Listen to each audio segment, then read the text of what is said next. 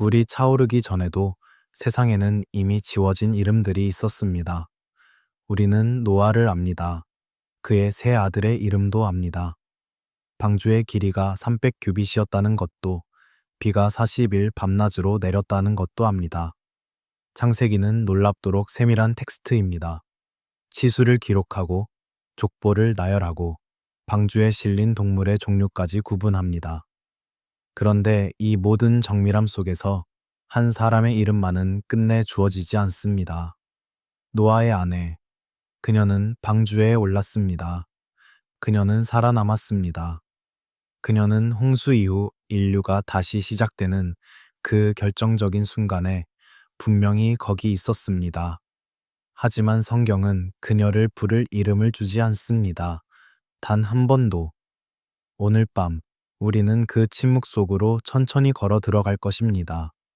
서두르지 않아도 됩니다. 이 이야기는 천천히 읽혀야 할 이야기이고, 오래 들여다봐야 비로소 보이는 것들이 있는 이야기입니다. 방주 이야기를 처음 듣던 날처럼 가볍게 앉아서, 하지만 이번에는 조금 다른 질문을 마음에 품고 들어주세요. 왜 가장 중요한 여인 중 하나가 기록에서 지워졌을까요?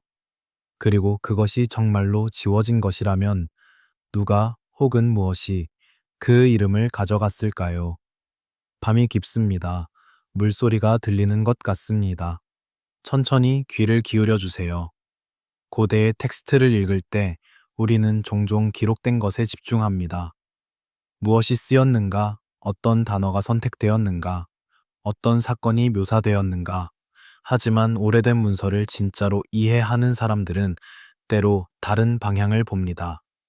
기록되지 않은 것, 남겨진 공백, 의도적으로 비워진 자리를 읽는 것입니다. 창세기는 인류 역사상 가장 많이 읽힌 텍스트 중 하나입니다. 수천 년 동안 수억 명의 사람들이 이 이야기를 읽었습니다. 그리고 그 수억 명 중 얼마나 많은 사람들이 멈추어 물었을까요? 노아의 아내는 누구였느냐고. 우리는 대개 멈추지 않습니다. 이야기는 매끄럽게 흘러가고, 방주는 물 위를 떠다니고, 비둘기는 올리브 잎을 물어오고, 세상은 다시 시작됩니다. 그 흐름 속에서 이름 없는 한 여인은 마치 당연한 배경처럼 존재합니다. 거기 있어야 하는 사람, 하지만 굳이 이름을 알 필요는 없는 사람. 그런데 잠깐 생각해 보세요. 노아의 이름은 기록됩니다. 셈, 함, 야벳의 이름도 기록됩니다. 그 아들들이 낳은 후손들, 그 후손들이 세운 민족들, 그 민족들이 정착한 땅의 이름들까지 창세기는 아주 긴 족보의 형태로 상세하게 기록합니다. 이름은 고대 근동 사회에서 단순한 호칭이 아니었습니다. 이름은 존재의 증거였습니다. 이름을 가진다는 것은 역사 속에 자리를 갖는다는 것, 기억 속에 뿌리를 내린다는 것이었습니다. 그러므로 이름이 없다는 것은 단지 빠진 정보가 아닙니다. 그것은 하나의 선택입니다. 혹은 하나의 결과입니다.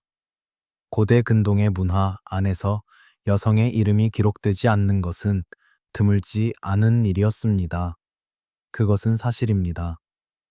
가부장제 사회에서 여성은 종종 아버지의 이름, 남편의 이름, 아들의 이름으로 정의되었고, 그 자체로 독립된 이름을 기록에 남기는 경우는 상대적으로 적었습니다.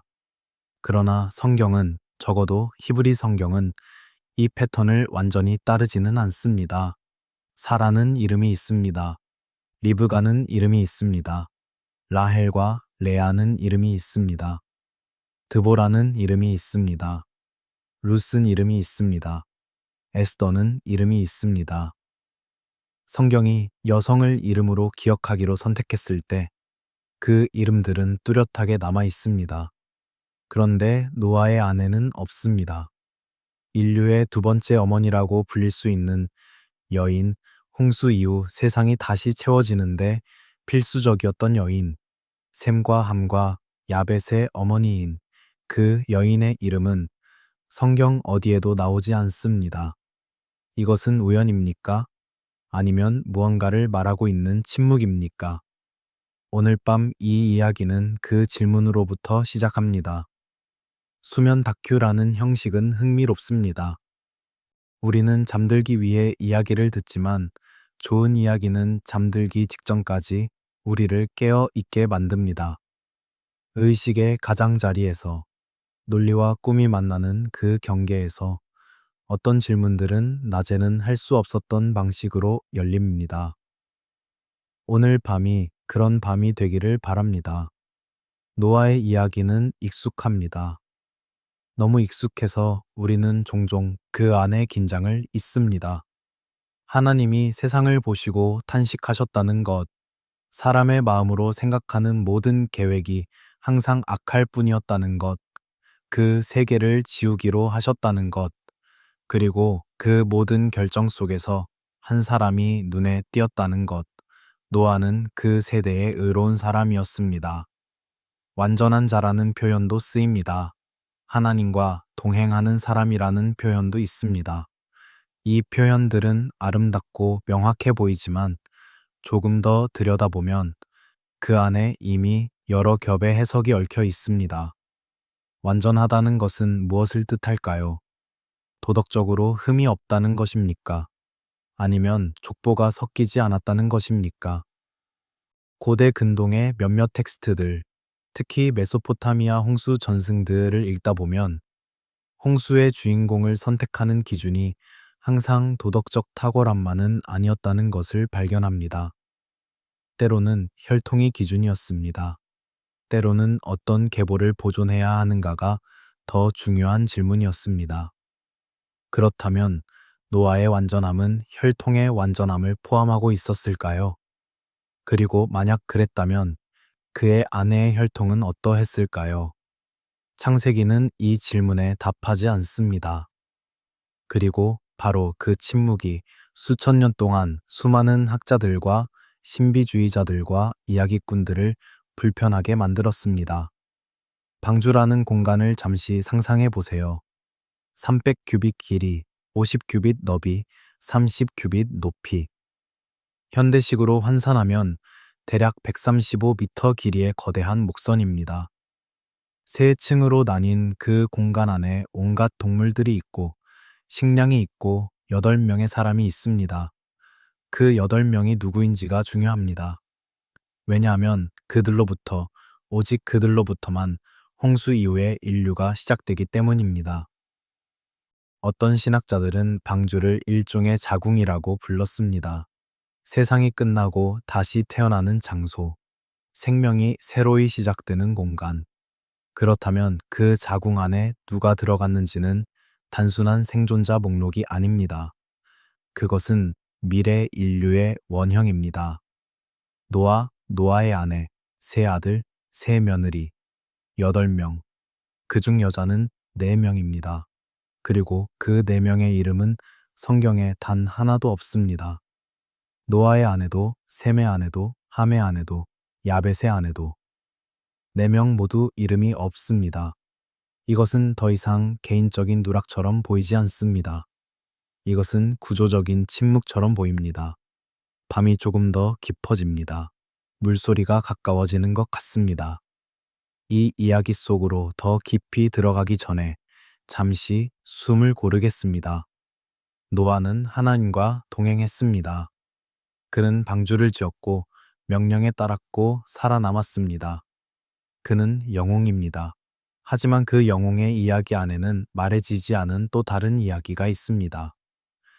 그리고 그 이야기는 이름이 없는 한 여인으로부터 시작됩니다. 왜 가장 중요한 여자 중 하나가 기록에서 지워졌는가? 이 질문은 단순한 호기심이 아닙니다. 이것은 홍수 이야기 전체를 다시 읽게 만드는 문입니다. 그 문 앞에 우리는 지금 서 있습니다. 아직 문은 열리지 않았습니다. 하지만 곧 열릴 것입니다. 잠시 눈을 감아도 좋습니다. 이야기는 계속됩니다. 침묵이 이름이 될 수 없는 것은 아닙니다. 때로 침묵 자체가 가장 강한 이름이 됩니다. 이름이 없는 노아의 아내는 그런 의미에서 역설적으로 매우 강한 존재입니다. 우리가 그녀를 채우려 할수록 그 빈자리는 더 크게 느껴지기 때문입니다. 고대 근동 전체를 둘러보면 홍수 신화는 수메르와 바빌론, 아카드와 힌두, 그리스와 중국, 그리고 아메리카 원주민 전통에 이르기까지 거의 모든 문화권에 존재합니다. 인류의 집단 기억 속에 홍수는 원시적 공포로 새겨져 있습니다. 하지만 그 수많은 홍수 이야기들 중에서도 살아남은 연흉의 아내가 이름을 가진 경우는 생각보다 많지 않습니다. 길가메시 서사시에 등장하는 우트나피슈팀, 아카드 홍수 전승의 아트라하시스, 수메르 전승의 지우수드라, 이 메소포타미아 홍수 영웅들의 아내들도 대개 이름이 없거나 매우 부차적으로 언급됩니다. 그러나 노아의 아내에 대한 침묵은 특별한 무게를 가집니다.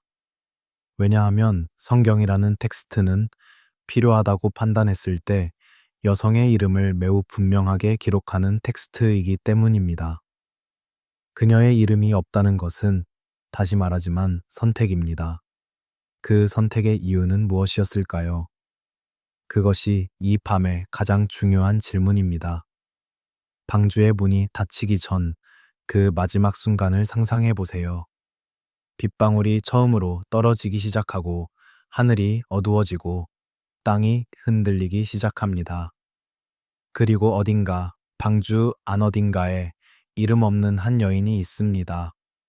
그녀는 무엇을 바라보고 있었을까요? 무엇을 두고 왔을까요? 무엇을 품고 들어왔을까요? 우리는 알 수 없습니다.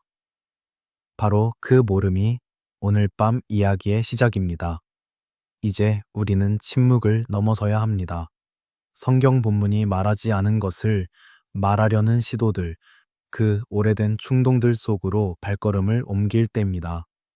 노아의 아내에게 이름을 주려는 시도는 매우 이른 시기부터 시작되었습니다. 정경이 닫힌 후에도 사람들은 만족하지 못했습니다. 그들은 물었습니다. 그녀는 누구였는가? 어디서 왔는가? 어떤 혈통을 가졌는가?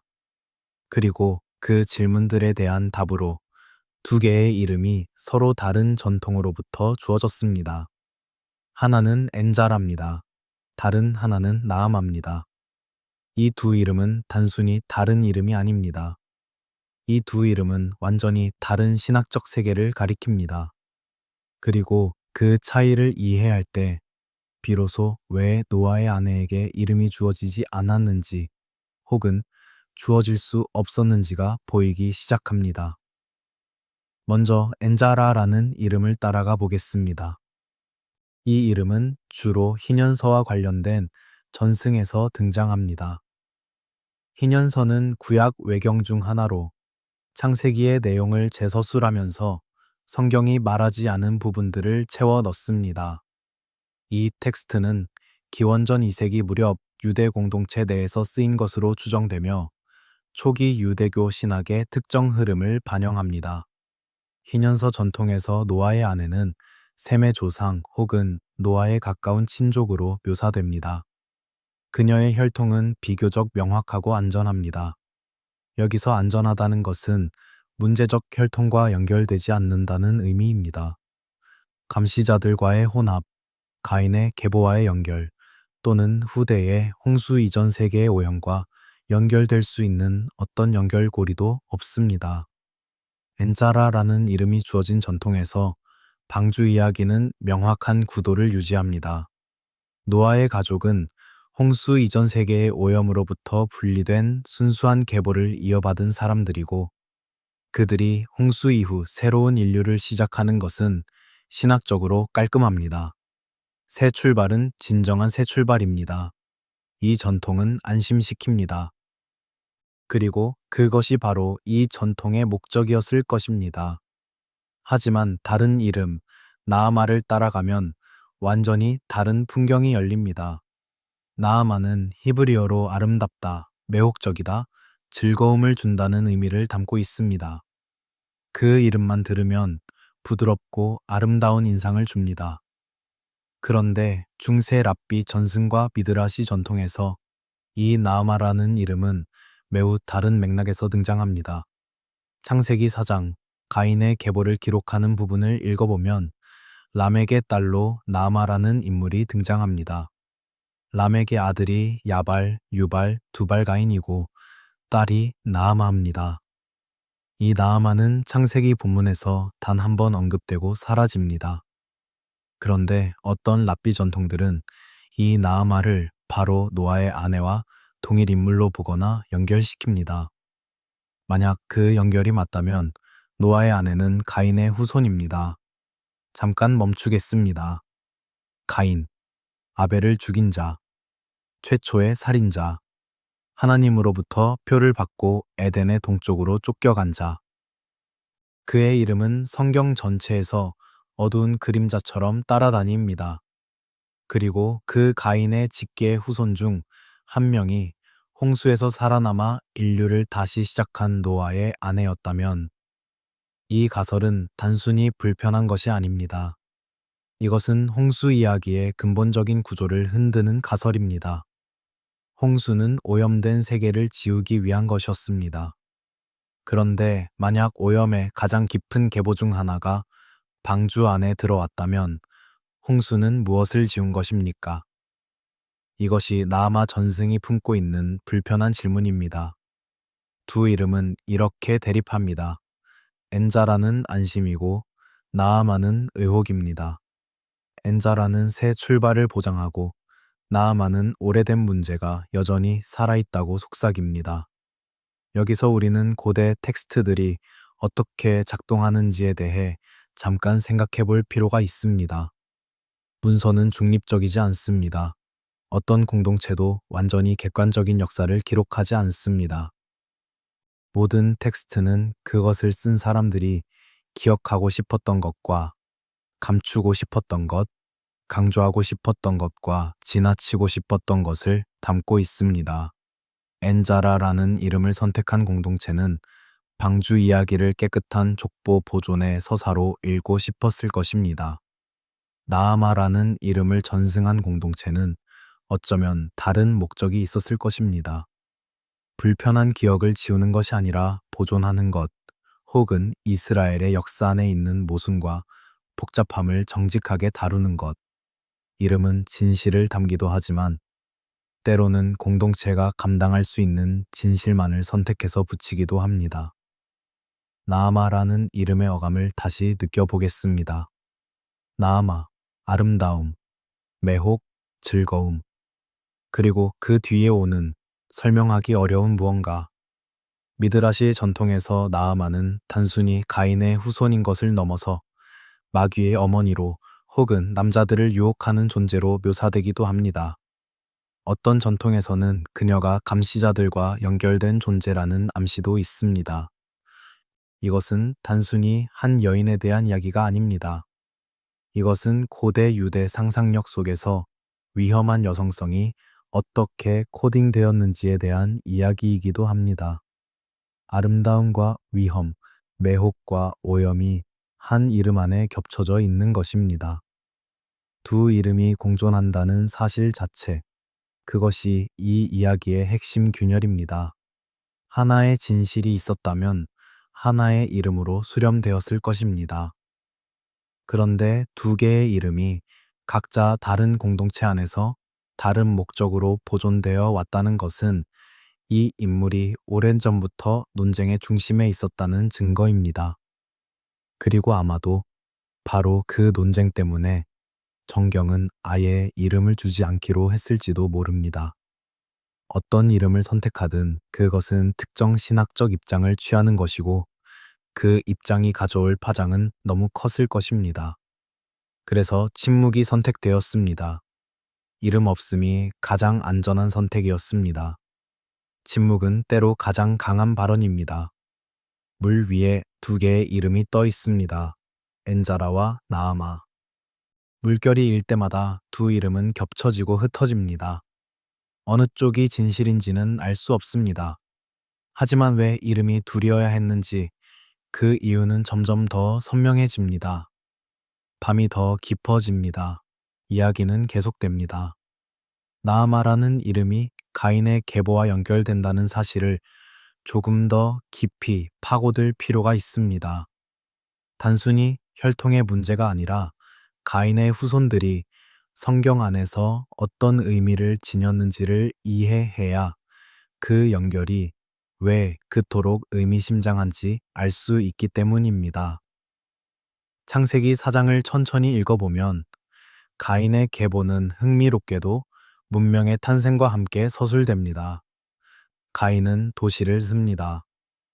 그 후손 야발은 가축을 치는 자의 조상이 됩니다.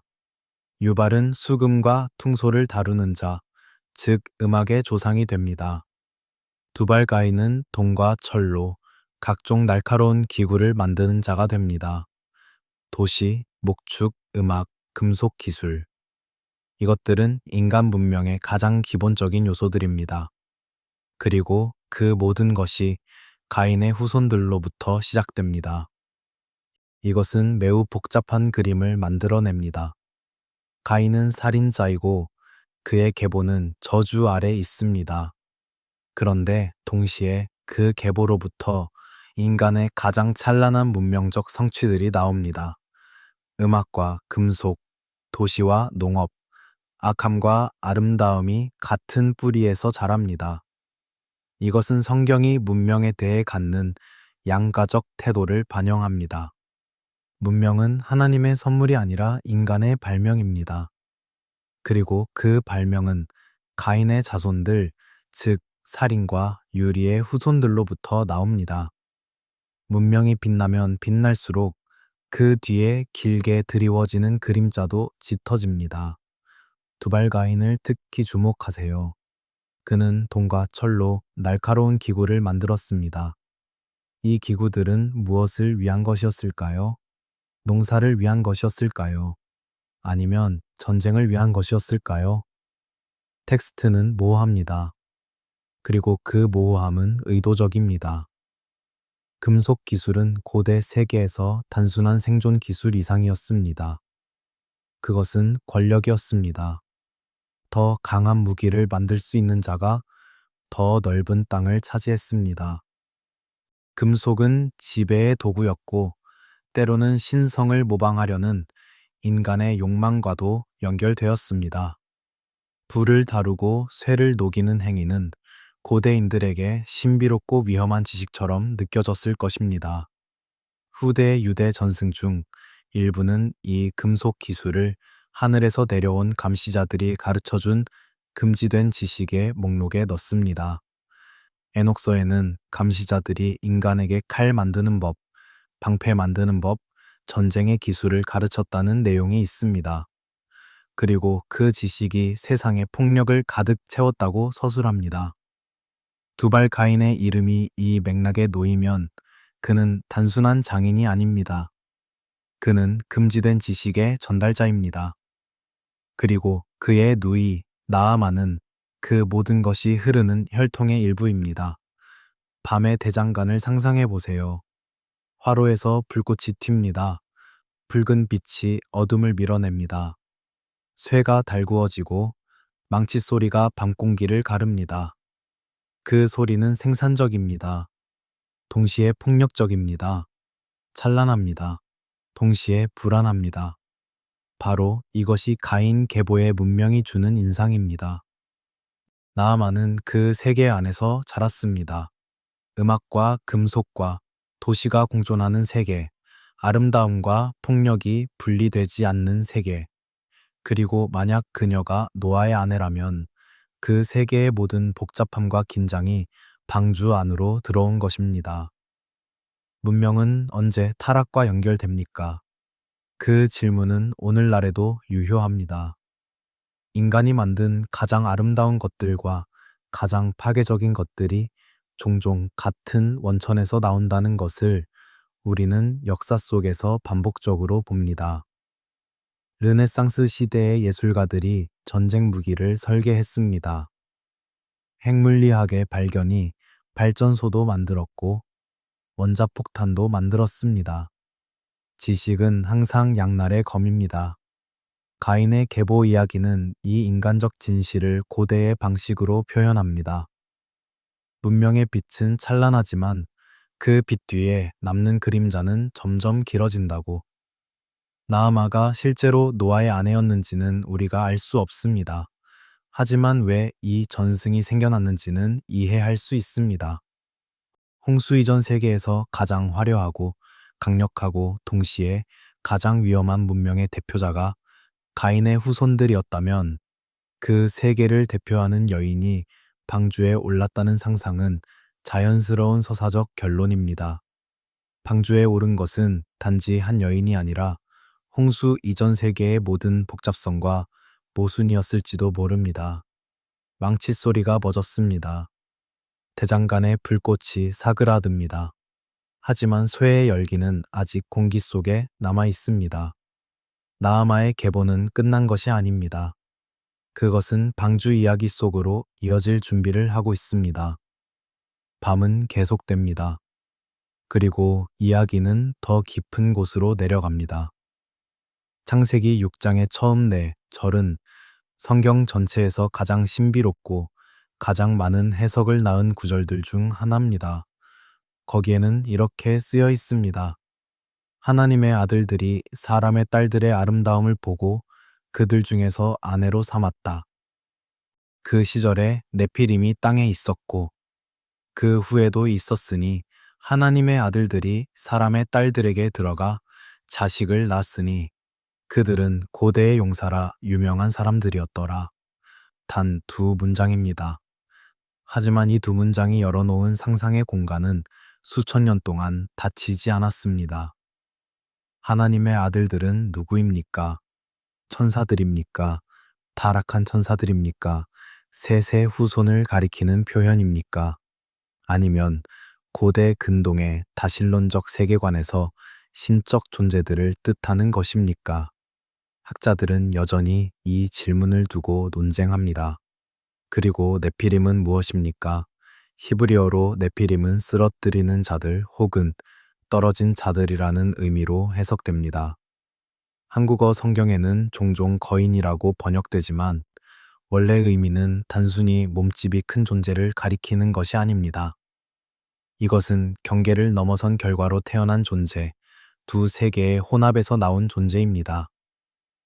에녹서는 이 이야기를 훨씬 더 상세하게 전개합니다.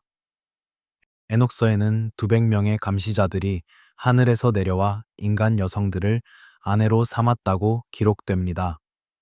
그들의 이름도 있습니다. 세미아자, 아자젤, 아라케엘, 람셀. 그들은 인간에게 금지된 지식들을 가르쳤습니다. 마법, 마술, 금속 기술, 무기 제조, 화장품 제조, 점성술. 그리고 그들의 자녀인 거인들은 지구를 폭력으로 가득 채웠습니다. 에녹서는 정경에 속하지 않습니다. 하지만 초기 유대교와 초기 기독교 공동체 안에서 오랫동안 읽히고 인용되었습니다. 유다서는 에녹을 인용합니다. 베드로후서의 천사들에 대한 언급도 에녹 전통과 연결됩니다. 이 이야기는 변두리의 이야기가 아니라 오랫동안 살아있던 중심부의 이야기였습니다. 이 전승 안에서 홍수는 전혀 다른 의미를 얻습니다. 홍수는 단지 인간의 죄에 대한 심판이 아닙니다. 홍수는 섞임에 대한 심판입니다. 경계를 무너뜨린 것, 하늘과 땅이 섞인 것, 거룩한 것과 세속적인 것이 혼합된 것에 대한 우주적 응답입니다. 물은 세상을 씻어냈고 그 과정에서 네피림이라는 비극적인 혼합의 결과물도 지워졌어야 했습니다. 지워졌어야 했습니다. 하지만 나중에 보겠지만 무언가는 살아남았습니다. 이 맥락에서 나아마라는 인물이 다시 등장합니다. 만약 그녀가 가인의 후손이고 그 계보가 감시자 전승과 엮여 있다면 그녀는 네피림 문제의 가장 조용한 운반자일 수 있습니다. 눈에 띄는 거인이 아니라 혼합된 혈통을 가슴에 품고 방주에 오른 인물로. 여기서 중요한 질문이 하나 생깁니다.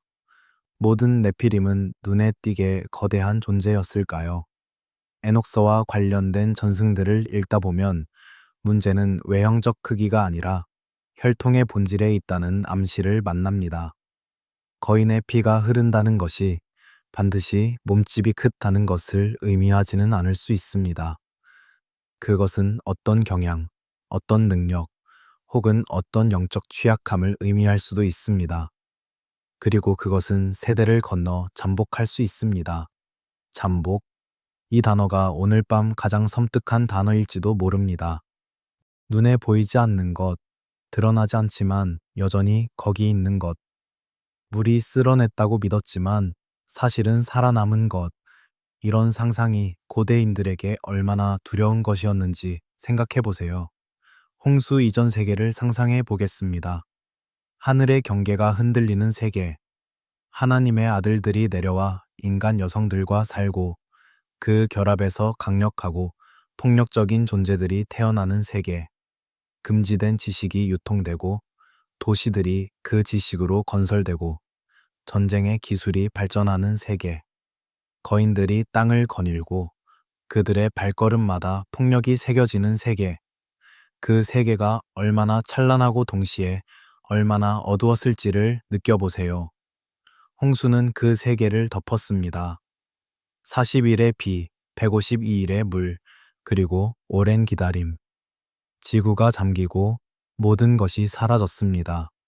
모든 살아있는 것들, 모든 네피림들, 감시자들의 흔적, 가인의 도시들, 두발가인의 대장간들. 그런데 방주는 떠 있었습니다. 그리고 방주 안에는 8명이 있었습니다. 홍수는 무엇을 씻어내기 위한 것이었는가? 그리고 그 씻음은 완전했는가? 이 질문이 이제 이야기의 중심에 놓이기 시작합니다. 밤의 공기가 차가워집니다. 물소리가 멀리서 들립니다. 하늘과 땅의 경계가 무너졌던 밤, 그 긴 밤이 끝났다고 믿었을 때 방주는 여전히 거기 있었습니다. 그 안에 무엇이 있었는지 우리는 아직 완전히 알지 못합니다. 하나님이 강조하신 것은 노아의 의로움이었습니다. 그것은 분명합니다. 창세기는 명확하게 말합니다. 노아는 그 세대의 의로운 사람이었다고, 하나님과 동행했다고, 그것이 그를 선택하신 이유였다고. 그런데 방주에는 노아만 들어간 것이 아닙니다. 그의 아들들과 아내들, 며느리들까지 가족 전체가 들어갔습니다. 하나님이 노아에게 명령하신 것은 아들들과 아내와 며느리들과 함께 방주에 들어가라는 것이었습니다. 이 가족 전체가 노아와 동일한 의로움을 가졌기 때문에 들어간 것입니까? 아니면 노아의 의로움이 가족 전체를 덮었기 때문에 들어간 것입니까? 아니면 하나님의 계획 안에서 그들 모두가 필요했기 때문에 그들의 개인적인 의로움이나 혈통과 관계없이 들어간 것입니까? 성경은 이 질문에 직접 답하지 않습니다. 그리고 그 답하지 않음이 또 하나의 빈자리를 만듭니다. 만약 방주에 들어가기 위한 조건이 오직 노아의 의로움이었다면 그의 가족의 혈통에 대한 질문은 처음부터 의미 없는 질문이 됩니다. 하나님은 노아를 선택하셨고 그 선택이 가족 전체를 포함했습니다. 그것으로 충분합니다. 하지만 후대의 많은 해석자들은 이 충분함에 만족하지 못했습니다. 그들은 방주를 혈통의 선별 장치로 상상하고 싶어 했습니다. 오직 순수한 혈통만이 홍수에서 살아남았다고, 그래서 새로운 인류는 완전히 새로운 시작이었다고 믿고 싶어 했습니다. 엔자라라는 이름은 이 욕망의 산물입니다. 만약 노아의 아내가 안전한 혈통에 속한다면 방주는 순수의 보관소가 됩니다.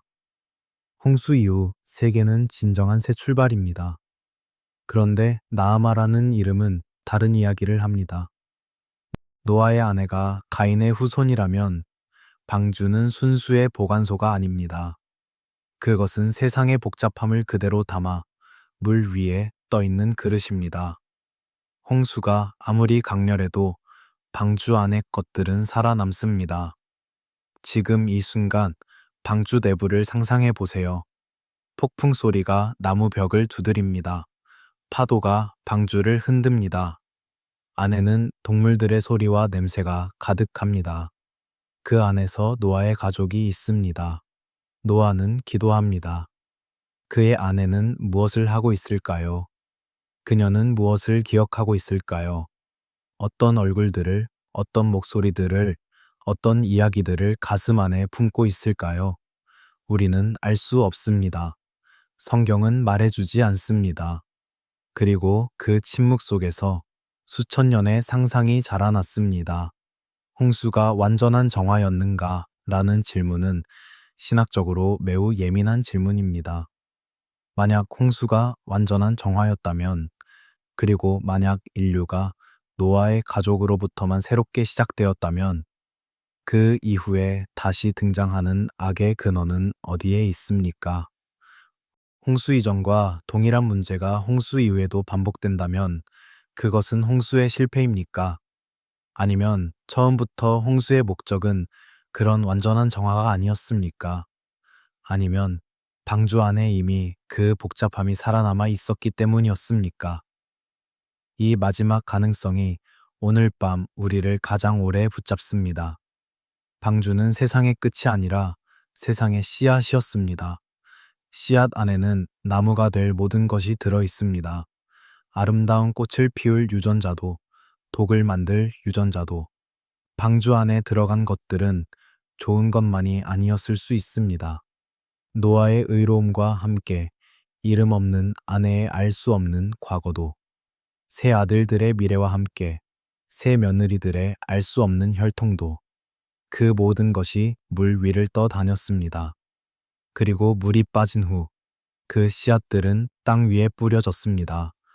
세상은 아직 새로 시작되지 않은 것 같습니다. 하지만 무언가가 달라졌습니다. 그것이 무엇인지는 아직 이야기가 더 필요합니다. 잠시 눈을 감아도 좋습니다. 물이 빠지고 방주가 아라랏 산에 멈추었습니다. 노아와 그의 가족은 방주에서 나왔고 노아는 제단을 쌓아 하나님께 제사를 드렸습니다. 하나님은 다시는 물로 세상을 멸하지 않겠다고 약속하셨고 무지개가 그 언약의 표가 되었습니다. 새 출발이었습니다. 그런데 그 새 출발이 얼마나 지속되었습니까? 창세기 9장을 보면 놀랍도록 빠르게 새로운 문제가 등장합니다. 노아는 포도원을 만들고 포도주를 마시고 취합니다. 그리고 그의 아들 함이 아버지의 나체를 봅니다. 형제들은 다르게 반응하고 노아가 깨어나서 함의 아들 간나안을 저주합니다. 홍수 이후 단 몇 장 만에 세계는 다시 갈라집니다. 축복과 저주가 다시 분리됩니다. 가족 안에 긴장이 다시 생깁니다. 이것은 인간 본성의 현실주의적 묘사일 수도 있습니다.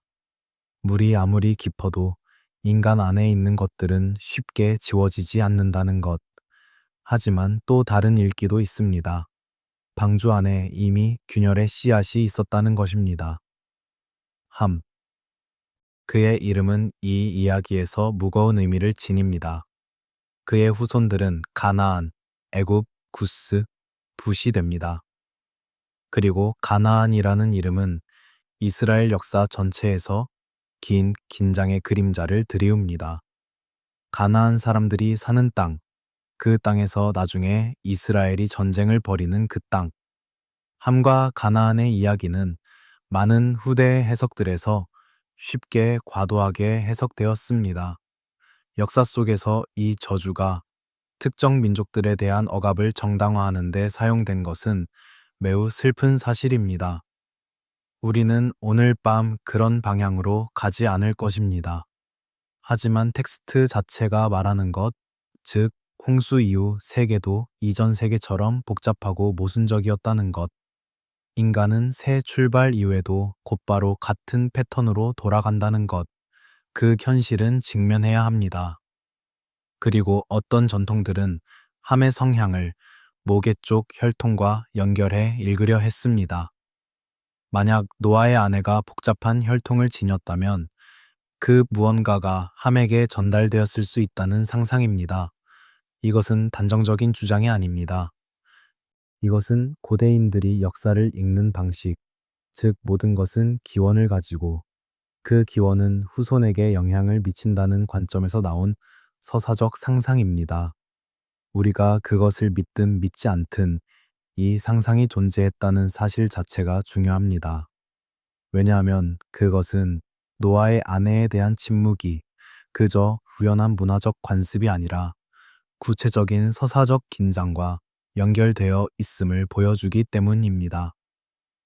함의 후손들 이야기는 계속됩니다. 가나안 땅에는 나중에 거인 족속들이 등장합니다.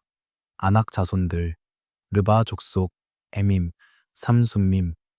이 이름들은 성경의 여러 곳에 흩어져 있고 그것들은 하나의 패턴을 만듭니다.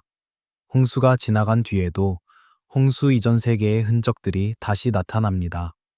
이 패턴은 오늘 밤 이야기의 가장 기묘한 부분입니다. 그리고 그것을 이해하기 위해 우리는 홍수 이후 세계로 조금 더 멀리 나아가야 합니다. 포도원 위로 그림자가 들이웁니다. 포도주 냄새가 밤바람에 섞입니다. 세상은 다시 시작되었지만 인간 안에 오래된 이야기는 계속됩니다. 민수기 13장을 기억합니까? 모세가 가나안 땅을 정탐하라고 12명을 보냈을 때입니다. 정탐꾼들이 돌아왔습니다. 그들은 말했습니다. 그 땅에 거인들이 있었다고, 아낙 자손들이었다고, 그들 앞에서 자신들은 메뚜기 같았다고, 이것은 500년 이상, 어쩌면 그보다 훨씬 오래된 것으로 추정되는 홍수 이야기 이후에 일어나는 사건입니다. 노아와 방주, 그 위대한 심판과 새 출발 이후 수백 년이 지난 뒤에 정탐꾼들은 가나안 땅에서 거인들을 보았습니다. 이것은 묻지 않을 수 없는 질문을 만듭니다. 홍수가 네피림을 끝냈다면 이 거인들은 어디서 왔습니까? 전통적인 답은 여러 갈래입니다. 어떤 해석자들은 이 거인들이 네피림 계열과 실제로 연결되지 않은 단지 신체적으로 큰 사람들이었을 뿐이라고 봅니다. 어떤 이들은 홍수 이전에 살아남아 숨어있던 네피림의 후손들이 있었다고 봅니다. 그리고 또 다른 이들은 방주 자체에 이미 그 연결고리가 있었다고 상상합니다. 마지막 해석이 오늘 밤 우리의 관심사입니다. 만약 노아의 아내나 며느리들 중 누군가가 혼합된 혈통을 지녔다면, 그리고 그 혈통이 완전히 드러나지 않은 채 세대를 통해 흘렀다면, 홍수 이후 수백 년이 지난 어느 시점에 그 혈통이 다시 표면으로 올라오는 것은 서사적으로 가능한 일입니다. 이것은 유전학이나 생물학의 이야기가 아닙니다. 이것은 고대인들이 계보와 운명을 이해하는 방식의 이야기입니다. 그들에게 혈통은 단지 신체적 형질을 전달하는 것이 아니었습니다. 혈통은 성향을, 운명을, 심지어 영적 취약함을 전달했습니다. 그것은 세대를 건너 잠복할 수 있었고, 특정 조건에서 다시 나타날 수 있었습니다. 가나안 땅에서 거인들이 다시 나타나는 것은 이런 관점에서 보면 방주의 오래된 질문이 지리적 역사로 번진 것입니다. 다윗과 골리앗, 우리 모두 아는 이야기입니다. 골리앗은 블레셋 사람이었고 그의 키는 6규빗 한 뼘으로 기록됩니다. 약 2m 70cm. 그런데 사무엘서는 골리앗의 형제들과 친족들도 언급합니다. 그들도 거인이었습니다. 이것은 하나의 개인이 아니라 하나의 혈통이었습니다. 그리고 그 혈통은 어디서 왔습니까? 텍스트는 말하지 않습니다. 하지만 어떤 전통들은 르바 족속, 가나안의 거인 족속들과의 연결을 암시합니다. 홍수가 지나고 방주가 열리고 세상이 다시 시작되었습니다. 하지만 뭔가가 남아 있었습니다. 뭔가가 계속되었습니다. 물이 빠진 땅 위에서 오래되지 않아 다시 그림자가 자라기 시작했습니다. 이 패턴의 반복이 이 이야기에서 가장 섬뜩한 부분입니다. 우리는 심판을 기대합니다. 심판은 끝을 의미해야 합니다. 깨끗한 시작, 새로운 세계. 그런데 역사는 그렇게 작동하지 않는 것처럼 보입니다. 지워졌다고 믿었던 것이 세대가 바뀐 뒤 다시 모습을 드러냅니다. 사라졌다고 생각했던 것이 다른 얼굴로 돌아옵니다. 어쩌면 그것은 홍수의 실패가 아닙니다. 어쩌면 홍수의 목적은 처음부터 혈통적 절멸이 아니었습니다. 어쩌면 하나님이 씻어내려 하신 것은 피의 계보가 아니라 폭력과 지배와 경계 침범의 질서였습니다. 그리고 그 질서는 어떤 특정 혈통에 고정된 것이 아니라 인간의 선택의 문제였습니다. 이 해석으로 가면 방주는 순수한 혈통의 보존소가 아니라 다른 무언가가 됩니다. 그것은 파괴된 세계 속에서 아직 남아있는 순종의 가능성을 보존하는 공간이 됩니다. 하지만 그렇다면 거인들은 왜 다시 나타났습니까? 그 질문은 여전히 남습니다. 밤바람이 부드럽게 흐릅니다. 물은 많은 것을 잠재웠지만 모든 흔적을 지우지는 못했습니다. 그것이 홍수의 한계였는지 아니면 홍수의 진실이었는지 우리는 아직 그 경계에 서 있습니다. 먼 광야에서 정탐꾼들이 공포에 떨며 돌아오는 모습이 상상됩니다. 그들이 본 거인들, 그 거인들이 밟고 있었던 가나안의 땅, 그 땅 아래 흐르는 오래된 기억, 방주에서 시작된 의혹이 광야의 공포로 이어지는 것입니다. 만약 노아의 아내가 복잡한 혈통을 지녔다면 하나님이 보신 의로움은 무엇이었을까요? 이 질문은 이 다큐멘터리 전체의 가장 깊은 곳에 있는 질문입니다. 그리고 어쩌면 가장 아름다운 답이 여기 있을지도 모릅니다. 창세기가 말하는 노아의 의로움을 다시 읽어보겠습니다. 노아는 그 세대의 의로운 사람이었습니다. 완전한 자였습니다. 하나님과 동행하는 사람이었습니다. 그 세대라는 표현이 중요합니다. 절대적 기준이 아닙니다. 그 특정한 세대, 그 특정한 맥락 안에서 혹은 그 세대의 다른 모든 사람들과 비교했을 때 노아는 의로웠습니다. 그리고 완전하다는 히브리어 단어는 타밈입니다. 이 단어는 흠없다는 의미도 있지만 전체적이다, 통합되어 있다, 분열되지 않았다는 의미도 있습니다. 노아의 완전함은 내면의 통합이었을 수 있습니다. 외부의 혼란 속에서도 자신 안에서 분열되지 않는 것, 세상이 기울어지는 방향에도 불구하고 하나님과 함께 걸어가는 것, 하나님과 동행하다. 이 표현은 에녹에게도 쓰입니다. 에녹도 하나님과 동행했고 그는 죽음을 보지 않았습니다. 이 표현은 매우 특별한 친밀함을 가리킵니다. 단지 계명을 지키는 것이 아니라 하나님과 같은 방향으로 걷는 것, 같은 길 위에 있는 것. 이 의로움의 기준이 혈통의 순수함이 아니라 폭력으로 기울어진 세상 속에서 하나님과 함께 걷는 방향성이었다면 많은 것이 달라집니다. 노아의 아내의 혈통이 어떠했든 그녀는 노아와 함께 방주에 올랐습니다. 그녀는 하나님의 명령에 의해 살아남았습니다. 그것이 그녀에 대해 우리가 알 수 있는 가장 확실한 사실입니다. 그리고 어쩌면 그것으로 충분합니다.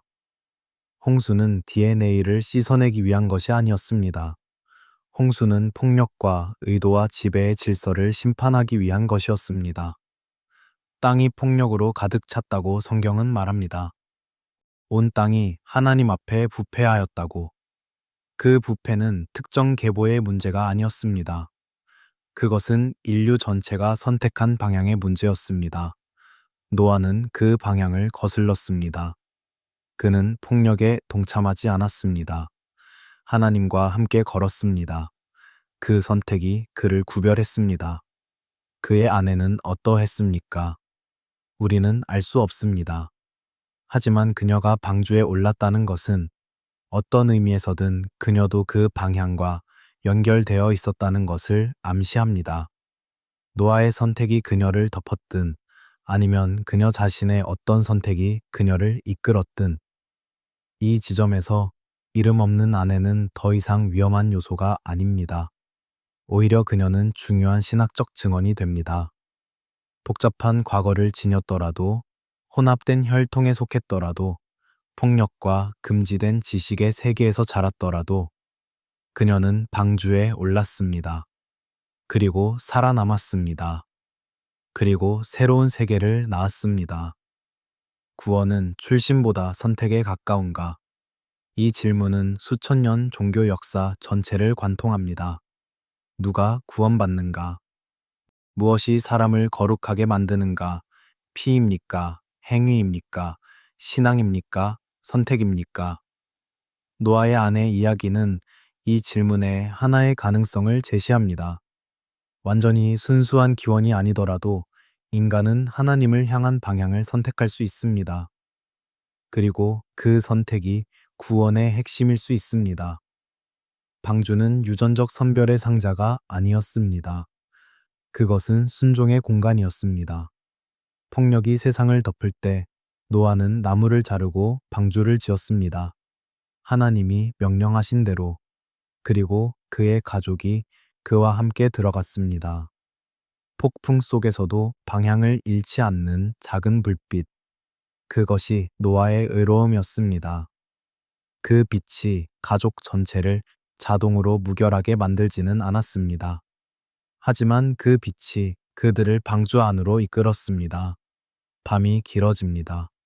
하지만 이 긴 밤의 끝에 아주 작은 빛이 보이는 것 같습니다. 방주 안에서 폭풍이 지나가는 동안 노아의 가족이 숨을 쉬고 있습니다. 그들은 완전하지 않습니다. 그들의 과거는 복잡합니다. 그들의 미래는 불확실합니다. 하지만 그들은 살아 있습니다. 그리고 그것이 이미 하나의 기적입니다. 이름 없는 아내는 약한 고리가 아닙니다. 그녀는 구원이 단순한 혈통 공식으로 환원되지 않는다는 증거입니다. 잠시 이 생각과 함께 머물러 주세요. 함은 아버지의 수치를 보았습니다. 그리고 텍스트는 가나안이 저주를 받았다고 기록합니다. 함의 아들 가나안이. 이 저주는 성경 독자들에게 오래된 불편함을 남깁니다. 왜 함이 아니라 가나안이 저주받았는가? 왜 잘못을 저지른 사람이 아니라 그의 자녀가 그 결과를 받았는가? 이 불균형은 고대 근동의 계보적 사고방식을 반영하기도 하고 텍스트의 층위가 복잡함을 드러내기도 합니다. 우리가 오늘 밤 주목하는 것은 다른 측면입니다. 이 이야기가 홍수 이후 세계에서 얼마나 빠르게 균열이 일어났는지를 보여준다는 것입니다. 노아가 포도주에 취했습니다. 그가 방주를 지을 때 보여주었던 그 신중함, 그 순종, 그 방향성은 어디로 갔습니까? 물론 사람은 복잡한 존재입니다. 위대한 순간과 취약한 순간이 같은 인간 안에 공존합니다. 노아의 실수는 그를 완전히 다른 사람으로 만들지 않습니다. 하지만 이 장면은 홍수 이후 세계도 이전 세계만큼 복잡하다는 것을 분명하게 보여줍니다. 물은 많은 것을 씻어냈습니다. 하지만 인간의 취약함, 가족 안의 긴장, 수치와 분노, 이것들은 씻겨나가지 않았습니다. 그리고 함의 후손들이 가나안의 자리를 잡을 때 그 땅은 이스라엘 역사에서 가장 긴 분쟁의 공간이 됩니다. 그 땅에 살았던 사람들, 그들의 종교, 그들의 문화, 그들의 몸집, 이 모든 것이 이스라엘 역사 속에서 외부와 내부의 긴장을 만들어냈습니다. 그리고 그 땅에서 거인들의 이야기가 다시 등장합니다. 아낙 자손들, 르바 족속, 이 이름들은 가나안 땅의 특정 지역들과 연결됩니다. 헤브론, 가사, 가드. 그 지명들 아래에서 거인의 그림자가 어른거립니다. 방주 안의 모호함이 지리적 역사로 퍼져나갑니다. 이름 없는 아내의 침묵은 결국 지도 위의 땅들과 민족들과 전쟁들로 번집니다. 이것은 너무 먼 연결처럼 보일 수도 있습니다.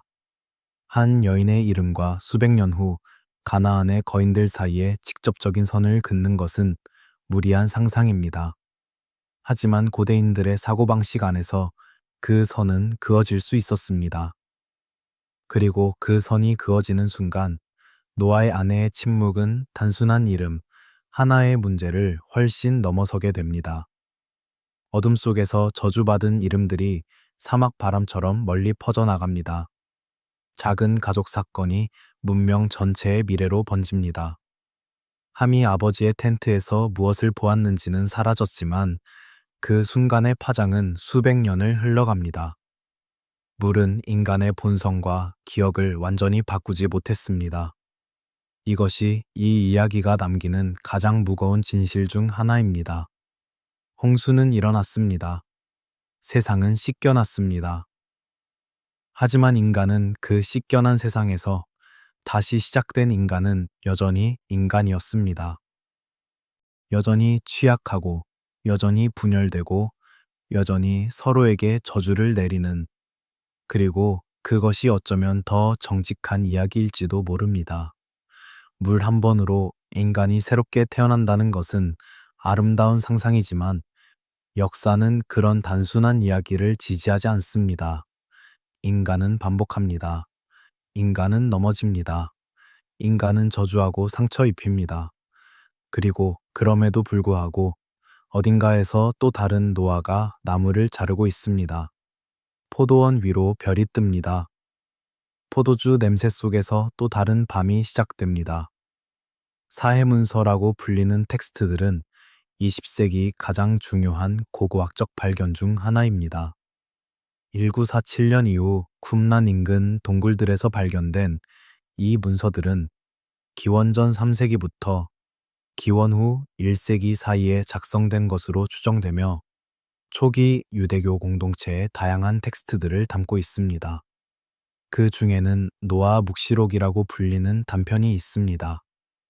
완전하게 보존되지는 않았지만 거기에 담긴 이야기는 매우 흥미롭습니다. 노아가 태어나던 날의 이야기입니다.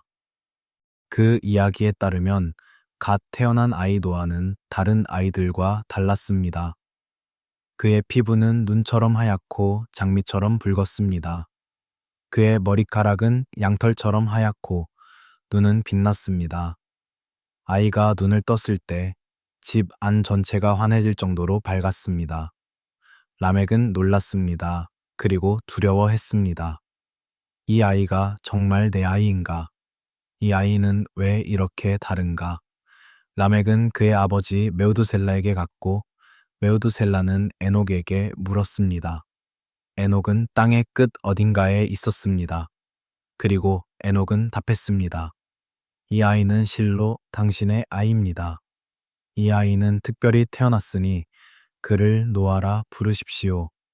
그가 홍수로부터 구원을 가져올 것입니다. 이 이야기는 정경에 속하지 않습니다. 하지만 이 이야기가 존재했다는 것, 어떤 공동체 안에서 보존되었다는 것은 매우 의미심장합니다. 생각해 보세요. 노아조차도 태어날 때부터 의심을 받았습니다. 그의 특별함이 오히려 두려움을 낳았습니다. 이 아이가 진짜 내 아이인가? 라는 질문은 혼합에 대한 공포의 가장 직접적인 표현입니다.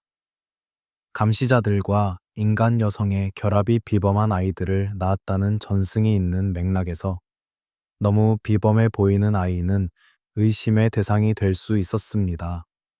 아이러니입니다. 의로운 자, 심판에서 살아남은 자, 인류의 새로운 시작이 된 자, 그 노아조차도 태어날 때부터 의혹의 시선을 받았습니다. 이 전승은 우리에게 홍수 이전 세계의 분위기를 다르게 보여줍니다. 그것은 단순히 악한 사람들이 많은 세계가 아니었습니다. 그것은 혼합에 대한 불안이 일상적이었던 세계였습니다. 아이가 태어날 때마다 사람들은 물었을 것입니다. 이 아이는 완전히 인간인가? 이 아이의 피 속에는 무엇이 흐르는가? 그 세계에서 노아의 어머니에 대한 의혹이 있었다면 노아의 아내에 대한 침묵과 추측도 자연스럽게 이해됩니다. 이 가문은 처음부터, 심지어 노아가 태어나기 전부터 질문의 한가운데 놓여 있었습니다. 그리고 그 질문들 속에서 노아는 하나님과 동행했습니다. 완전함이란 의혹이 없다는 뜻이 아닙니다. 완전함이란 의혹 속에서도 길을 걷는다는 뜻입니다. 쿰란의 동굴에서 수천 년의 침묵 후에 발굴된 이 텍스트들은 고대 유대 공동체가 얼마나 복잡한 상상력으로 성경 이야기들을 읽었는지를 보여줍니다. 그들은 단순한 영웅 이야기에 만족하지 않았습니다. 그들은 묻고 상상하고 두려워하고 가능성들을 탐색했습니다. 의로움의 중심 인물조차 그들은 완전히 단순하게 기억하지 않았습니다. 갓 태어난 아이의 얼굴을 촛불 아래 들여다보는 고대의 밤을 상상해 보세요. 라멕이 아이를 보고 있습니다. 두려움이 있습니다. 경이로움이 있습니다. 침묵이 있습니다. 이 아이는 무엇인가? 이 아이는 어디서 온 것인가? 수천 년 후 우리는 이 질문의 메아리를 듣습니다. 그리고 그 메아리는 노아의 아내를 향해서도 울립니다. 그녀는 누구였는가? 어디서 온 것인가? 그녀 안에는 무엇이 흘렀는가? 방주 이야기는 단순한 구원의 서사가 아닙니다. 그것은 오래 쌓여 온 불안과 혼합과 침묵의 절정입니다. 노아가 방주를 짓기 훨씬 전부터 세상은 이미 경계가 흔들리는 세상이었습니다. 그 세상의 모든 긴장이 한 점으로 모여 홍수가 되었습니다. 노아의 얼굴이 천천히 어둠 속으로 물러납니다. 그 얼굴 위에 훗날 그의 아내를 둘러싼 이름 없는 의혹이 겹쳐집니다. 두 침묵이 하나가 됩니다. 밤이 가장 깊은 곳에 이르렀습니다. 하지만 새벽이 가장 멀리 있는 것처럼 느껴질 때 실은 가장 가까이 있다는 것을 우리는 압니다. 우리는 긴 밤을 함께 걸어왔습니다. 이름 없는 한 여인으로 시작한 이 여정은 두 개의 이름을 지나고 가인의 대장간을 지나고 감시자들의 그림자를 지나고 방주의 폐쇄된 내부를 지나고 거인들이 다시 나타나는 가나안의 땅을 지나고 노아 자신이 의심받던 고대의 밤을 지나 여기까지 왔습니다. 이제 마지막 이야기를 할 시간입니다. 홍수 이후 인류가 8사람에게서 다시 시작되었다면 노아의 아내는 사실상 모든 현대 인류의 두 번째 어머니입니다. 이 말의 무게를 잠시 느껴보세요. 지구상에 살고 있는 모든 사람, 지금 이 순간 잠들어 있는 모든 사람, 수천 년의 역사를 통해 태어나고 죽은 모든 사람. 만약 홍수 이야기가 문자적으로 말하는 것처럼 인류가 노아의 가족에서 다시 시작되었다면 우리 모두는 그녀의 후손입니다. 그리고 그녀의 이름은 없습니다. 인류 전체의 조상인 여인, 그녀는 이름 없이 역사의 가장 깊은 그림자 속에 있습니다. 이것이 이야기가 오래도록 불편하고도 잊히지 않는 이유입니다. 수메르 홍수 전승을 보겠습니다. 지우스드라는 신들의 결정에 의해 방주에 오릅니다. 그의 아내도 함께 올라갑니다. 하지만 그녀의 이름은 수메르 텍스트에도 없습니다. 길가메시 서사시의 우트나피쉬팀, 그의 아내도 물 위를 함께 떠다녔지만 그녀의 이름은 기록되지 않았습니다. 아트라하시스 전승에서도 마찬가지입니다. 이 패턴은 단순한 문화적 관습의 반복처럼 보입니다. 하지만 성경이 다른 여성들에게는 이름을 주었다는 점을 감안하면 이 특정한 침묵은 여전히 선택적으로 보입니다. 어쩌면 이렇게 생각해 볼 수 있습니다. 홍수 이야기가 모든 인류의 기원 이야기가 되기 위해서는 그 기원의 여성 조상이 너무 구체적인 정체성을 가지면 안 되었을지도 모릅니다. 이름은 특정성을 만듭니다. 이름은 그 사람을 특정 시간, 특정 장소, 특정 혈통에 고정시킵니다. 만약 노아의 아내가 명확한 이름과 명확한 혈통을 가진다면 그녀는 어떤 민족의 조상이 됩니다. 하지만 이름이 없다면 그녀는 모든 인류의 조상이 될 수 있습니다. 침묵이 포용성을 만들어냈을 가능성, 이름 없음이 오히려 모두를 품을 수 있는 공간이 되었을 가능성. 하지만 그것은 그녀를 지운 것이기도 합니다. 모두의 어머니가 되기 위해 그녀는 아무의 이름도 갖지 못했습니다. 이것은 아름다운 역설입니다. 동시에 슬픈 현실입니다. 만약 그녀가 엔자라였다면 인류는 안전한 혈통에서 시작되었습니다. 깨끗한 출발, 새로운 세계. 만약 그녀가 나아마였다면 인류는 처음부터 순수한 시작이 아니라 긴장된 혼합의 자손입니다. 아름다움과 위험이 공존하는 혈통. 문명과 폭력이 같은 뿌리에서 나오는 역사. 만약 그녀가 전혀 다른 잊힌 이름이었다면 우리는 아예 그 실마리조차 가지지 못합니다. 어느 것이 진실인지는 알 수 없습니다. 그리고 어쩌면 알 필요가 없을지도 모릅니다. 결국 핵심은 이것입니다. 홍수는 우리를 완벽하게 새롭게 만든 사건이 아니라 불완전한 인간에게 다시 한번 시간을 준 사건이었습니다. 새로운 세계가 시작되었지만 그 세계를 살아갈 사람들은 여전히 인간이었습니다.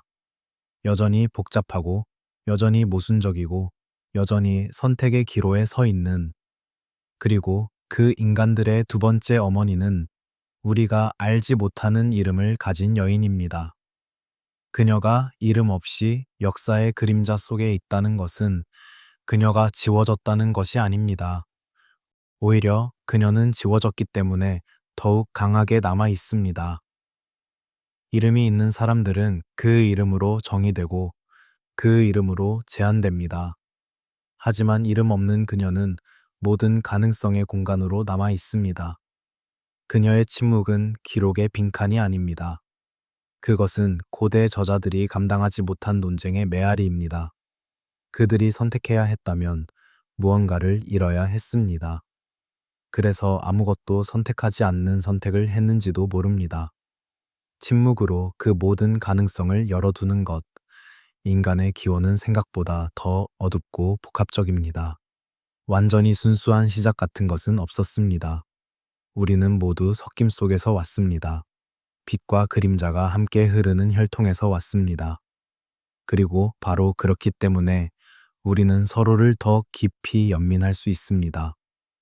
자신의 과거가 완전히 깨끗하지 않다는 것을 아는 사람, 자신의 기원이 단순하지 않다는 것을 아는 사람, 그런 사람만이 타인의 복잡함을 진정으로 이해할 수 있습니다.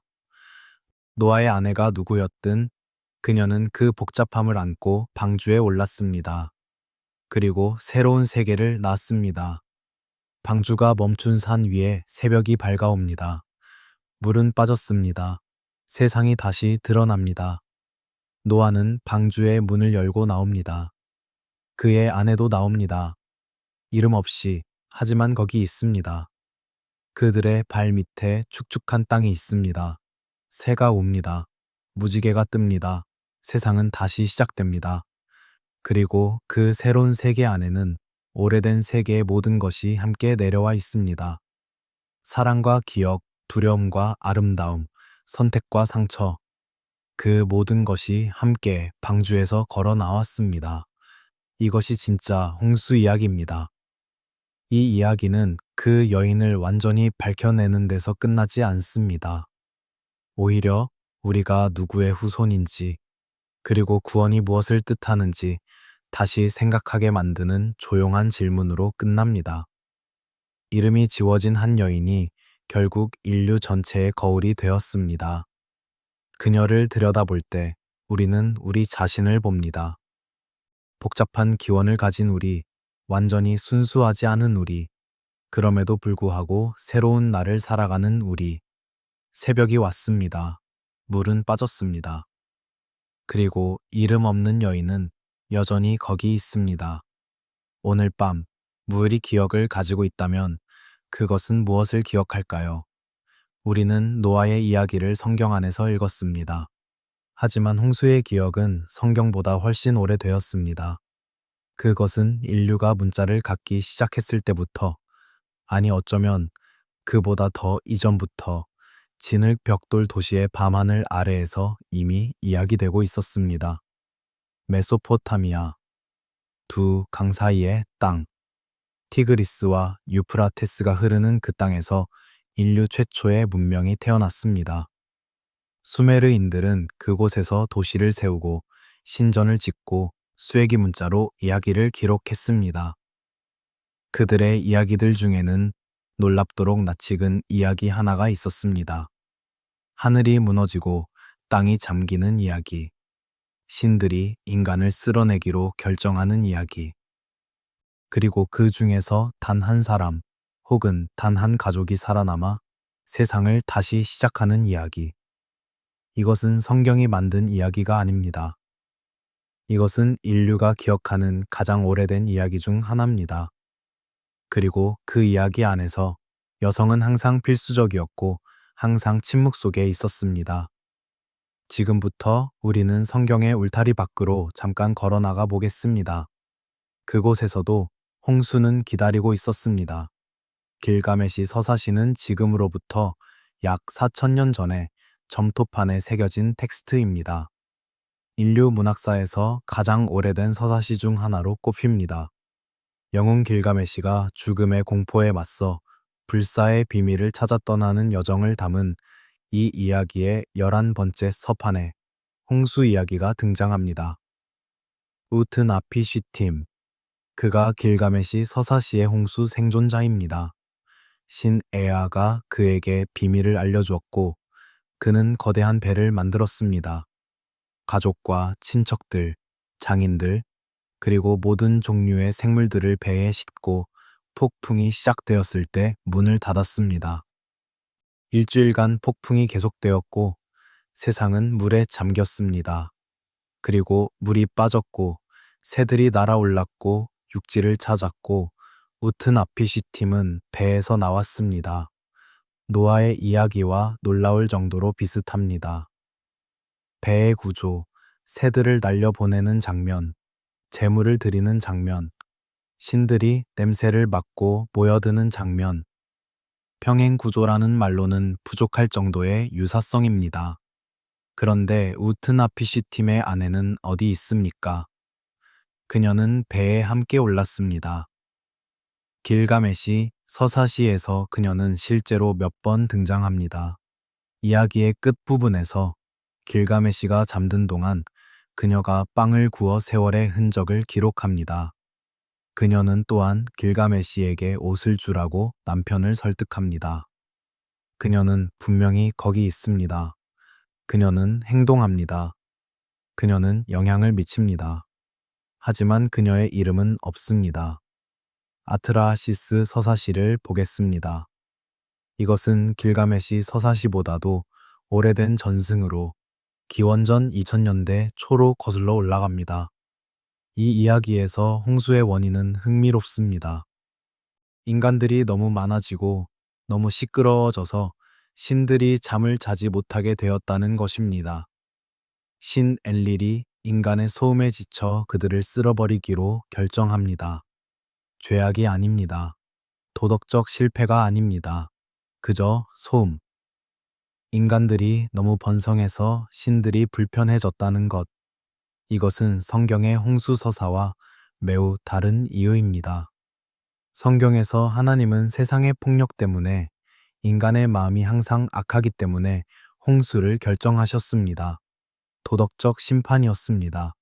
하지만 수메르 전통에서는 다릅니다. 홍수는 도덕적 심판이라기보다 신들의 관리 결정에 가까웠습니다. 인간이 잘못해서가 아니라 인간이 너무 많아졌기 때문에 이 차이는 매우 중요합니다. 왜냐하면 그것은 홍수가 어떤 의미를 지니는지, 그리고 살아남은 자가 어떤 사람이어야 하는지에 대한 이해를 완전히 바꾸기 때문입니다. 수메르 전통에서 아트라하시스는 신 엔키의 선택을 받습니다. 그가 특별히 의로웠기 때문이 아니었습니다. 그는 그저 신에게 충실한 사람이었고 신의 비밀을 알게 되었습니다. 그의 아내도 배에 올랐습니다. 그녀의 이름도 없습니다. 수메르 홍수 전통의 가장 오래된 버전은 지우수드라의 이야기입니다. 이것은 기원전 3000년대로 거슬러 올라갈 수 있는 전승입니다. 지우수드라는 신 엔키에 의해 선택되었고 거대한 배를 만들어 살아남았습니다. 그는 불사의 존재가 되어 딜문이라는 낙원 같은 땅에서 살게 되었습니다. 우튼 아피쉬 팀과 같은 운명입니다. 그리고 그의 아내도 이름 없이 그와 함께 있었을 것입니다. 이 패턴은 이제 단일한 문화의 특수성이 아닙니다. 고대 근동 전체에 걸쳐 홍수 생존자의 아내는 필수적이면서도 이름 없이 남는 존재였습니다. 그녀 없이는 인류가 다시 시작될 수 없습니다. 그러나 그녀는 기록의 중심에 서지 못합니다. 왜입니까? 이 질문은 단순히 고대의 가부장제를 설명하는 것으로 끝나지 않습니다. 여성의 이름이 기록되지 않는 것은 일반적인 문화적 관행이었습니다. 그것은 맞습니다. 하지만 그 이상의 무언가가 있습니다. 홍수 이야기에서 아내의 존재는 특별한 의미를 지닙니다. 그녀는 생물학적 재생산의 가능성입니다. 그녀는 새로운 세계의 필수 조건입니다. 그런데 바로 그 이유 때문에 그녀의 정체성이 지나치게 구체화되면 문제가 생깁니다. 만약 그녀가 특정 도시 출신이라면, 그 도시의 신들을 섬겼던 여인이라면, 그녀는 새 세계의 오래된 신화들을 가져옵니다. 만약 그녀가 특정 혈통이라면, 그 혈통의 모든 과거가 새 세계 안으로 들어옵니다.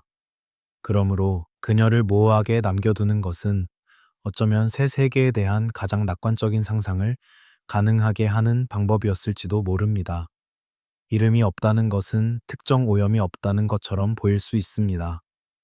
그녀는 이 문명에도, 저 문명에도, 이 신에게도, 저 신에게도 속하지 않습니다.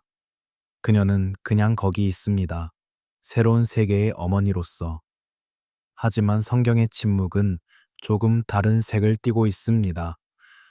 수메르와 바빌론 전통에서 아내의 침묵이 문화적 관행의 자연스러운 결과처럼 느껴진다면, 성경의 침묵은 유독 선택적입니다. 다른 여성들에게는 이름을 주면서 왜 이 특정한 여인에게는 주지 않았는가? 그 선택성이 침묵에 더 깊은 의미를 부여합니다. 수메르의 진흙 도시들을 상상해 보세요. 유프라테스 강이 범람하는 계절, 물이 낮은 지대를 채우기 시작할 때 사람들은 두려움으로 신에게 기도했을 것입니다. 홍수는 메소포타미아에서 주기적인 현실이었습니다. 강은 매년 범람했고 어떤 해에는 도시 전체를 삼켰습니다. 수메르인들에게 홍수는 은유가 아니었습니다. 그것은 기억이었습니다. 우르, 니프르, 에리두, 슈르파크. 이 도시들의 이름들은 고대 수메르 왕들의 목록에 새겨져 있습니다. 그 목록에는 홍수 이전 왕들과 홍수 이후 왕들이 구분되어 있습니다. 홍수를 경계로 역사가 나뉩니다. 이것은 신화입니까? 아니면 역사의 기억입니까? 학자들은 지금도 이 질문과 씨름합니다. 고고학자들은 메소포타미아의 여러 지층에서 실제 대규모 홍수의 흔적을 발견했습니다. 기원전 5000년대나 4000년대에 흑해 주변에서 대규모 해수 범람이 있었다는 이론도 있습니다. 어쩌면 고대인들이 기억한 홍수는 단 하나의 사건이 아니라 수백 수천 년에 걸쳐 쌓인 여러 재난들의 집합적 기억이었는지도 모릅니다. 그 기억이 이야기가 되었고, 이야기가 신화가 되었고, 신화가 점토판에 새겨졌고, 점토판이 다시 성경의 영향을 주고받으며 우리에게 전해졌습니다. 그 긴 여정 속에서 살아남은 것들, 그리고 살아남지 못한 것들, 이름들과 이름 없음들, 홍수 이후 남은 혈통들을 생각해 보세요. 수메르 왕들의 목록에 따르면 홍수 이후 새로운 왕권이 하늘에서 다시 내려왔습니다. 새로운 도시들에서 새로운 왕들이 태어났습니다. 하지만 그 왕들의 어머니들은 누구였습니까? 그 어머니들의 어머니들은 누구였습니까? 역사는 왕들의 이름을 기록합니다. 하지만 왕들을 낳은 여인들은 대부분 이름 없이 흐릅니다. 마치 물처럼. 모든 것을 적시지만 어디에도 정착하지 않는 물처럼. 살아남은 혈통들은 단순한 생물학적 계보가 아닙니다. 그것들은 지식의 계보이기도 합니다. 수메르 전통에서 일곱 현인들, 아프칼루라고 불리는 존재들이 홍수 이전에 신들로부터 지혜를 전달받아 인간에게 문명을 가르쳤다는 이야기가 있습니다. 그 지혜는 홍수 이후에도 사라지지 않았습니다. 특정 혈통을 통해, 특정 사람들을 통해 전달되었습니다. 인류가 홍수를 건너 살아남은 것은 단지 몸의 생존이 아니었습니다. 그것은 기억의 생존이기도 했습니다. 문명의 씨앗들, 지식의 조각들, 이야기들, 두려움들, 꿈들. 이 모든 것이 방주에 실렸습니다. 혹은 방주에 오른 사람들의 가슴 속에 담겨 건너왔습니다. 진흙판 속 문자들이 수천 년의 침묵 후에 다시 읽히는 장면을 상상해 보세요. 메소포타미아의 밤하늘 아래 한때 사라진 줄 알았던 도시들의 기억이 고고학자의 손끝에서 다시 살아납니다. 니네베의 도서관 잔해에서 발굴된 점토판들, 그 위에 새겨진 우트나피시 팀의 이야기, 수천 년의 흙 속에서도 살아남은 이야기. 홍수는 끝났습니다. 하지만 그 기억은 결코 끝나지 않았습니다. 그것은 진흙판에 새겨졌고, 양피지에 옮겨졌고, 양피지에서 다시 종이로, 종이에서 디지털 화면으로, 그리고 오늘 밤 이 이야기가 여러분의 귀에 닿기까지. 인류는 이 기억을 놓지 않았습니다. 홍수가 지나간 자리에 새벽이 왔습니다. 하지만 그 새벽은 처음부터 완전히 새로운 새벽이 아니었습니다. 거기에는 오래된 것들의 그림자가 함께 있었습니다. 비가 그쳤습니다. 그것은 어느 날 아침 아주 갑자기 알아차리게 되는 일이었을 것입니다. 40일 동안 쉼없이 내리던 비가 어느 순간 멎습니다. 아직 세상은 물에 잠겨 있습니다. 방주는 여전히 떠 있습니다. 하지만 그 소리가 없습니다. 지붕을 두드리던 빗소리가 사라진 고요함. 그 고요함이 얼마나 낯설었을지, 그리고 얼마나 두려웠을지 생각해 보세요. 40일 동안 폭풍이 세상이었습니다. 비가 현실이었습니다. 그런데 그것이 멎으면 무엇이 남습니까? 물, 그리고 침묵, 그리고 미래라는 이름의 공백. 노아의 가족은 방주 안에서 기다렸습니다. 150일이 지나서야 물이 줄어들기 시작했습니다. 일곱째 달 열일의 날에 방주는 아라랏 산에 닿았습니다. 그리고 오랜 기다림 끝에 노아가 비둘기를 내보냈고 비둘기가 올리브 잎을 물어왔고 드디어 방주의 뚜껑이 열렸습니다. 그 순간 첫 번째로 들어온 것은 무엇이었을까요? 빛이었을 것입니다. 40일의 폭풍과 수개월의 폐쇄된 방주 안 희미한 빛만 있었던 그 시간 이후 진짜 햇빛이 쏟아져 들어왔을 것입니다. 그리고 냄새. 비가 그친 뒤에 흙 냄새, 젖은 식물의 냄새, 새로운 공기의 냄새. 이 장면은 새로운 시작처럼 보입니다. 아름다운 새 시작. 그런데 방주에서 내려온 사람들은 누구였습니까? 그들은 단순한 생존자가 아니었습니다. 그들은 세상의 끝을 보고 살아남은 사람들이었습니다. 그들은 자신들이 아는 모든 사람들, 모든 것들이 물에 잠기는 것을 경험한 사람들이었습니다. 그 경험이 그들 안에 무엇을 남겼을까요? 살아남은 사람들의 심리를 생각해 봅니다. 현대 심리학은 재난 생존자들이 종종 어떤 형태의 외상을 안고 살아간다는 것을 압니다. 왜 나는 살아남았는가? 살아남은 것은 축복인가, 저주인가? 떠나간 사람들에 대한 기억은 어디에 두어야 하는가? 노아의 가족은 이런 질문들을 안고 방주에서 내려왔을 것입니다. 그들의 피는 복잡했을 수 있습니다. 하지만 그들의 마음은 더 복잡했을 것입니다. 선택받았다는 것이 무엇을 뜻하는가? 하나님이 노아를 선택하셨다는 것은 분명합니다. 하지만 그 선택이 그를 완전한 존재로 만들지는 않았습니다. 방주에서 내려온 직후 노아는 포도원을 심고 포도주를 마시고 취했습니다. 그리고 가족 안에 긴장이 생겼습니다. 이것은 실망스러운 이야기입니까? 아니면 정직한 이야기입니까? 선택받은 혈통이란 무엇입니까? 그것은 완전한 혈통이 아닙니다. 그것은 책임을 받은 혈통입니다. 다시 살아갈 기회를 부여받은 혈통입니다. 완전히 새롭게 만들어진 혈통이 아니라 여전히 인간인 채로 새로운 세계 앞에 서 있는 혈통. 이것이 오히려 더 의미 있는 이야기가 아닐까요? 만약 노아의 가족이 완전히 순수하고 완전히 의롭고 완전히 새로운 시작이었다면 그들의 이야기는 우리와 거리가 있습니다. 우리는 완전히 순수하지 않기 때문입니다. 우리는 오래된 상처와 복잡한 기원을 가지고 있습니다. 우리의 혈통 안에는 아름다운 것들과 부끄러운 것들이 함께 흐릅니다. 하지만 만약 방주에 오른 이들도 복잡한 과거를 가지고 있었다면, 만약 그들도 오염과 상처와 모순을 안고 새로운 세계를 시작했다면 그 이야기는 갑자기 우리와 닿습니다. 우리는 완전해서 선택받은 것이 아닙니다. 우리는 불완전한 채로 새로운 날을 살아갑니다. 그리고 그것이 어쩌면 인류 이야기의 가장 진실한 버전일지도 모릅니다. 방주가 품고 건너온 것들을 다시 생각해 봅니다.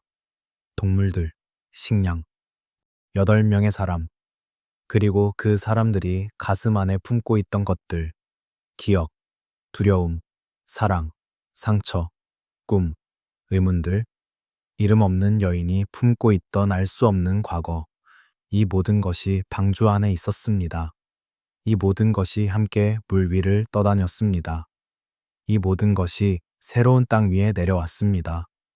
그리고 거기서부터 우리가 시작되었습니다. 우리의 기원은 깨끗하지 않습니다.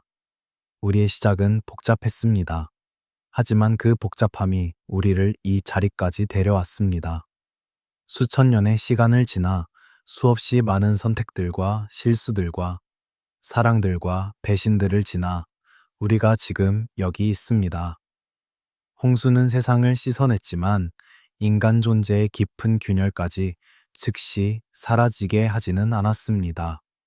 그것은 오히려 그 균열을 안고서도 다시 살아가는 것이 가능하다는 것을 보여주었습니다. 불완전한 인간에게 다시 한번 시간이 주어졌습니다. 구원이 무엇인가? 라는 질문으로 돌아옵니다. 구원은 인간을 완전히 다른 존재로 만드는 것이 아닐 수 있습니다. 구원은 상처 입은 존재에게 다시 길을 걷게 하는 것, 복잡한 기원을 가진 존재에게 새로운 선택의 가능성을 여는 것일 수 있습니다. 홍수의 진짜 의미는 제거보다 회복의 가능성에 가까울 수 있습니다.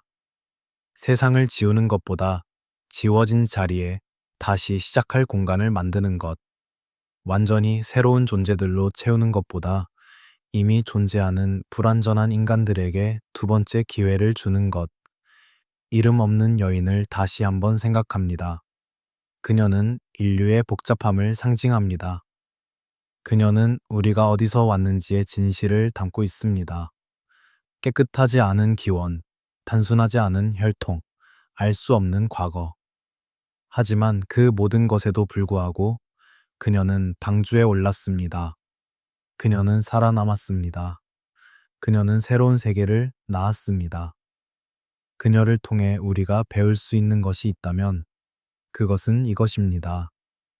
완전함이 구원의 조건이 아니라는 것, 불완전한 채로도 상처 입은 채로도 복잡한 과거를 안고서도 우리는 새로운 날을 향해 걸어갈 수 있다는 것. 빗소리가 멎었습니다. 젖은 흙냄새가 올라옵니다. 하늘이 맑아졌습니다. 아직 대지는 조용히 떨리고 있지만 그 떨림 속에서도 새가 웁니다. 방주가 멈춘 산자락 아래 작은 가족이 조용히 땅을 밟습니다. 그들의 첫 발걸음, 새로운 세계의 첫 순간, 그들의 피는 복잡했을 수 있고 그들의 기억은 무거웠을 수 있습니다. 그들이 안고 내려온 것들 중에는 아름다운 것들도 두려운 것들도 이름 없는 것들도 있었을 것입니다. 하지만 그들이 바로 우리의 시작이었습니다. 이름 없는 여인도 거기 있었습니다. 그 첫 발걸음 속에, 그 새로운 땅 위에. 이름은 없지만 그래서 오히려 모든 곳에 있었습니다. 우리 모두의 기원으로서, 우리 모두의 거울로서. 물이 물러간 뒤에도 끝나지 않은 이야기가 있습니다. 그것이 바로 인간의 이야기입니다. 홍수는 끝났지만 우리는 아직 그 이야기 안에 있습니다. 불완전하게, 복잡하게, 그러나 여전히 살아서. 편안히 쉬세요. 긴 여정을 함께 걸어주셔서 감사합니다. 이름 없는 여인으로 시작한 이 이야기는 우리를 고대 근동의 불안한 밤으로, 감시자들의 그림자로, 방주 안의 깊은 침묵으로, 그리고 다시 새벽의 땅으로 데려갔습니다. 쉽지 않은 질문들을 품고 걸었지만 그 질문들이 우리를 더 넓은 이해의 공간으로 이끌었기를 바랍니다. 역사는 종종 기록된 것만큼이나 기록되지 않은 것으로 이야기됩니다.